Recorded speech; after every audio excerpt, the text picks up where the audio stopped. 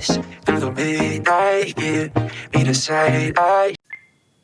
Hello, my name is Sarah Tyner and I am the clinical supervisor at Willowstone Family Services, and today I'm going to attempt to demystify some of the many letters that we tend to have at the end of our names, what they mean, how they're different, and why you should care.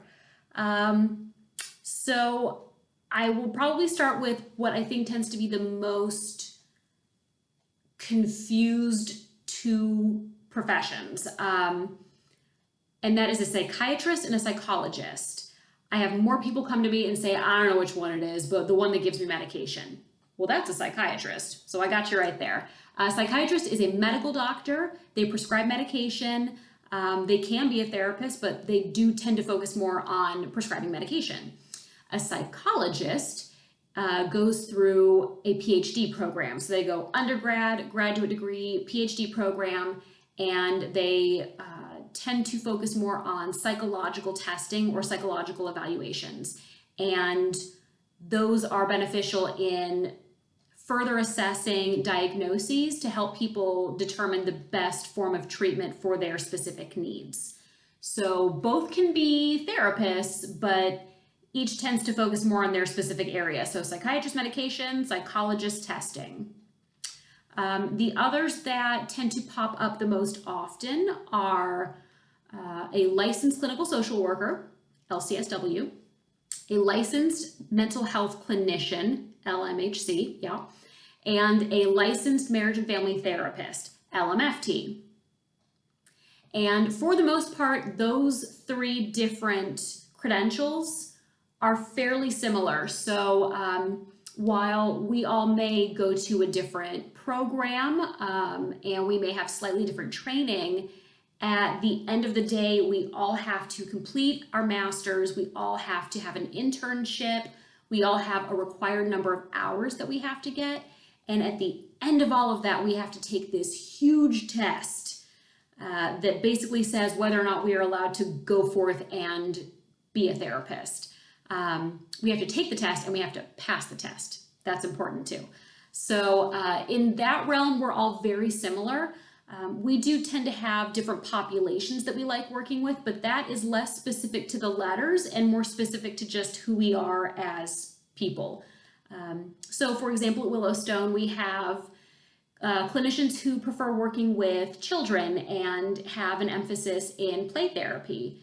We have clinicians who focus on trauma and treating things like PTSD. And we have a clinician who focuses on, or has an area of expertise in working with the LGBTQ population. And then everybody also works with people who have depression and anxiety and grief and all sorts of things. The one distinction I will make that's a little bit more specific is for licensed marriage and family therapists. So we actually have two of those at Willowstone, and just because we have the same letters doesn't mean we like to work with the same people. So for example, you hear marriage and family therapist, you think you work with couples.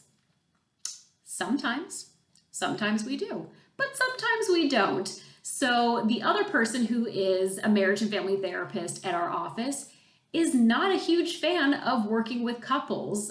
She prefers to not. And I actually really enjoy it. So even though we have the same credentials, we have very similar training, it's just our areas of interest and expertise. The other person who is a marriage and family therapist really enjoys working with children, and I don't, and that's okay because I know that about myself. So I tend to work with older teenagers and adults. But so hopefully that provides a little bit more clarity on what the letters are, what they mean, what's important, what's not important, in helping you to better determine going forward which kind of therapist is going to be the one that you need to help you with your specific issues or problems that you're dealing with.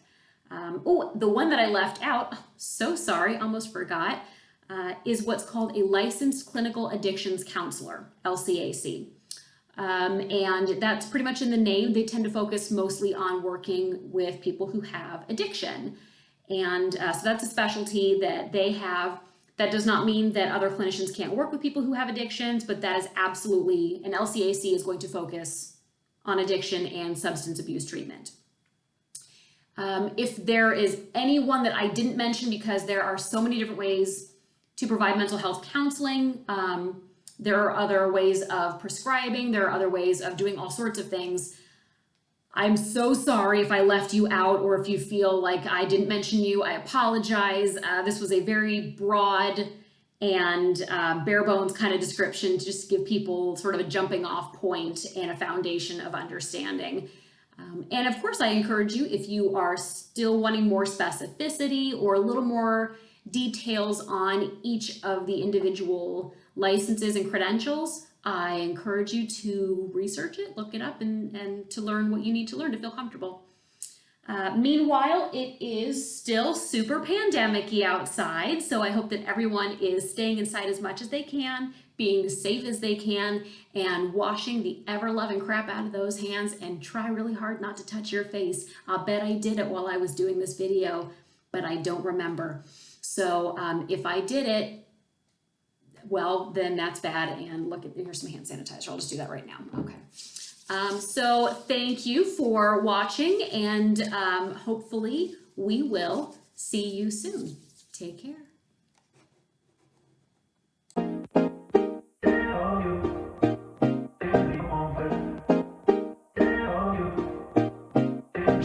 Days through the midnight, yeah, me the sight I shine.